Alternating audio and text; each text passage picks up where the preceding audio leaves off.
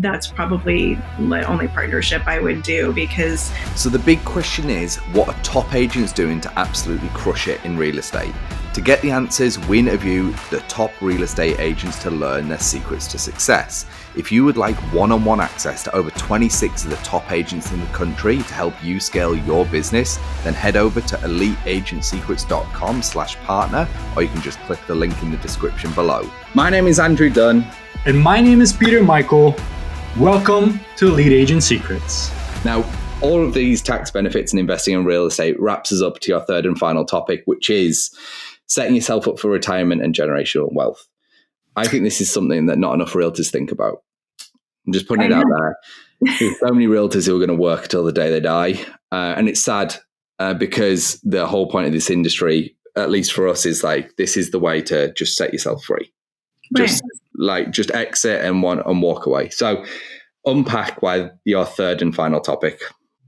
So not only do you get cash flow in retirement, so hopefully these buildings are either paid off, or if not paid off because you've cashed out and refied and taken that money and bought something else, you have enough of them that it's basically replacing your income so that you can do whatever you want and still get money every single month.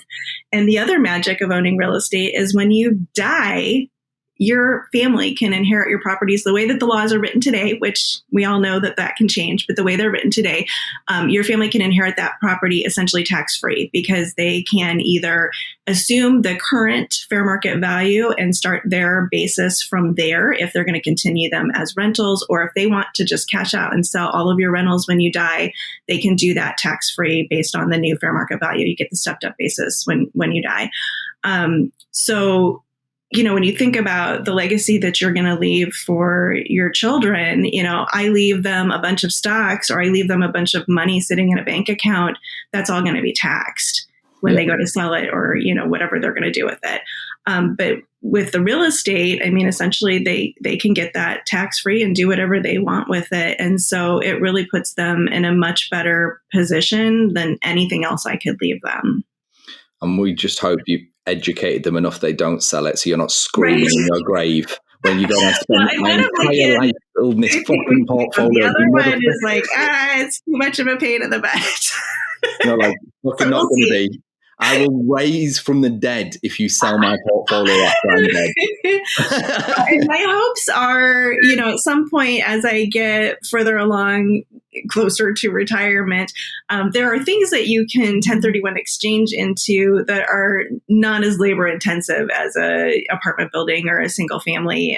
There's all kinds of things that you can do with that money that's still a real estate investment, but not necessarily a very active one. They say that it's passive income when you own residential real estate or small multifamilies or even large multifamily, but it's really not passive. Like, somebody has to be doing the work every day on those, whether it's a property manager that you're paying to do that, or whether you're doing that yourself.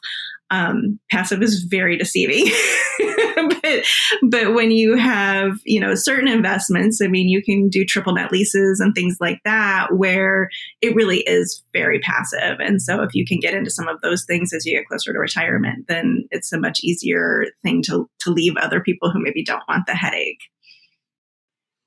I think one of the things that, ultimately what you're talking about is the generational wealth. That's really part of this topic, right? Because it is something that if you even take the time and educate your kids now, then they may very well go down the commercial route that you're speaking of, where they may flip the assets over, to something else, take advantage of the 1031s. But ultimately, if they lack the education, they're going to end up selling, cashing out, thinking, quick money, whatever, taking the quick buck, because they're going to realize they have a couple $100,000 worth of, equity in there, not realizing that half of it is going to go to taxes when they go and sell. So this way, you're actually providing them for the generational wealth, because they have income producing assets that are pretty much going to be either paid off or have very little owed on them, that they can pass down. Not only, you passing it down to your kids, but them passing it down to their kids. so on and so forth. And that's how you break the family curse, right? We always say there's always that one person in the family that breaks the family curse of the lack of generational wealth. So like, as you guys were talking, I'm thinking of like, gosh, how do I acquire real estate faster, more efficiently, or just leveraging more OPM, other people's money? Mm-hmm. Right. Yeah. And that's another thing. I mean, a lot of people are like, where am I going to get this money? How am I going to get started? Well, there's a lot of different ways, from getting, partner, or taking out a home equity line on your house. I mean, there's a lot of things that you can do.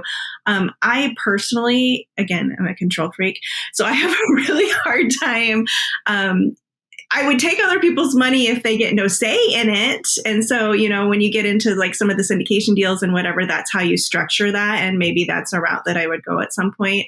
But the smaller deals, like I don't want a partner. Like I've got one building that I own with a friend of mine, and that's probably the only partnership I would do, because I don't want somebody else to come in and tell me how to run my stuff. But if you can get people to give you their money and not have a say in it, absolutely, that's amazing. The not have a say in it is actually the hard bit of that statement, not the get people's money. Right, a lot of people want to give money, but they want a big say. Well, they do, and they don't necessarily know what they're talking about. And so to have somebody come in and try to tell me how to run my rentals would not go very, very smoothly. I mean, the only time for you, Dawn, with your children, I'd get nervous is how much do they like Ferraris and Lamborghinis? Because like one house will get them one of them, and it's like they might be going, "Oh, we've got 12 rentals, so I can just sell one, get the Lambo," and then we're going to end up with a lot more than 12 rentals and a lot more than a few $100,000. So I guess if they want to get, hopefully not a Lambo, that seems like a real waste of money. If they want to get a nice vehicle, slow down now. That's a lot of miles per gallon over there. Yeah. Well, the thing is, I mean, for those that are listening, I do happen to know roughly how much a Lambo is in rental. They're actually like $3,000 or $4,000. So if you've got a good rental portfolio, they do better off. You can get ones that the expensive ones, I think, more like $6,000.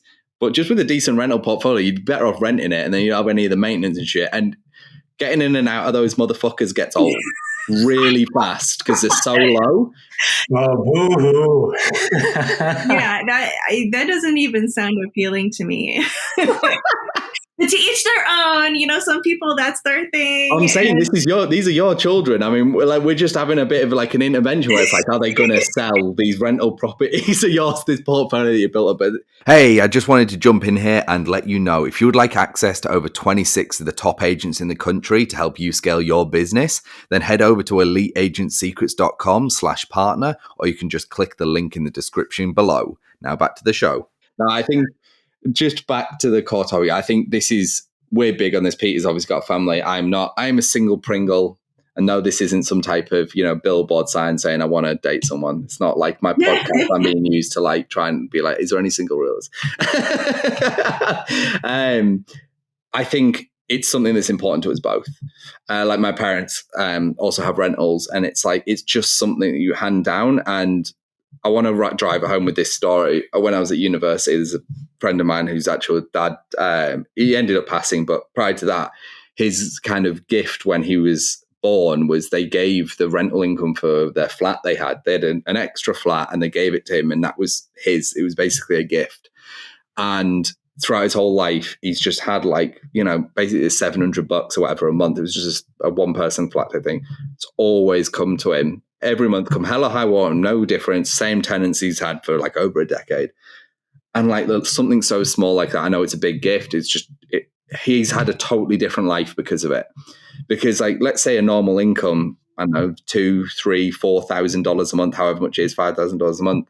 And it's like, imagine getting an extra $1,000 a month. For a lot of people, that's a big difference. Like just something small like that. And that's an amazing thing to hand down, where you can go on your deathbed and be like, I know that they have something they could sell, but in reality, that $1,000 a month, $1,500 a month, whatever, is going to really set them up in a different way to other people, because that's just surplus cash they've now got, right? Right. Yeah. And my kids benefit from it today because, rent has gone up so astronomically. And as a 20-year-old and a 23-year-old living on their own, if they had to go pay rent someplace and pay fair market rent, pay their own utilities, they wouldn't be able to afford to do that. And so the fact that I own things and I can let them live in my properties for less, they still pay something, but for less. $50. Yeah. That's a huge benefit. And my younger daughter had thought at one point in time she didn't want to be under mom's thumb anymore, and she was going to go find her own place. And when she started looking at how much it really would cost her and what she would get for that, and she'd have to park, blocks away and carry her groceries and whatever, then she's like, oh, well, no, this is pretty cool where I'm at. I guess I'll just stay here. I like where I'm at. Absolutely. Well, Dawn, I want to wrap up here and give you the floor. So if you've got something going on, buying and selling, whether you're growing your team, you might have something else going on. How could people reach out and get in touch, whether that's phone, email, website, social media? Let the people know where you're at. Yeah, I'm always available for any questions, and of course to serve your real estate needs in Omaha, Nebraska. So if anybody knows anybody who's looking to relocate to that area, Omaha actually has a booming business sector, and a lot of people do come here for jobs, and I'm always here to help. So you can call me 402-305-8631. And if anybody has questions on, real estate stuff or investing stuff, I always want to be a resource for people. And so, I'm on Instagram, Facebook, Dawn Grimshaw Realtor. And then my personal page is just Dawn Grimshaw, and anybody can message me or reach out to me from there. Love it. Now, final 3 questions, quick fire round, straight off the top of your nut. Here we go. First one, what's your favorite book or person you're learning from? Well, that's changed over the years. I mean, I think that any real estate investor or realtor would say things like Think and Grow Rich. I mean, obviously that had a huge shift in my mindset on how I thought about, business and life in general. A lot of people, anything that Robert Kiyosaki's written is had a huge impact on my life, both my real estate and my investing journey. And I just listen to podcasts almost nonstop. So now I listen to yours too. But in the past, both Bigger Pockets. I know you mentioned Brandon Turner. I mean, I listen to just about everything that they put out. They put out amazing things. And there's so many different real estate ones. And I think that people spend so many hours in their car as realtors. And the more you can learn while you're just driving around between appointments by listening to podcasts and books on not tape, it's more Audible or whatever now, the better off you're going to be. Love it. Second question, what's your real estate goal in the next 12 months? I have some real estate business goals. I mean, I'd like to add a couple more people to my team and, of course, increase our volume. But my goals right now, honestly, are more focused on my investing. I've been doing this for 22 years. And although I have no plans on getting out of the business tomorrow, at some point in time, I do want to retire. So I'm just kind of looking to continue building my portfolio. Love it. And third and final, what's the biggest obstacle you think is going to stop you achieving that goal? For most people, I think there's a lot of fear right now on what's going on in the market and the changes that we're going to see. And so I think it's just, making sure that I keep a positive mindset and that I don't let what's happening on the outside affect what I'm doing on the inside. Because as long as if I keep doing the right things, then good things will happen. Love it. Dawn, thank you for coming on the show. Everyone, we hope you've enjoyed listening to this episode, and we will see you in the next one. Thanks for listening to this episode. If you would like one-on-one access to over 26 of the top agents in the country to help you scale your business, then head over to eliteagentsecrets.com/partner, or you can just click the link in the description below.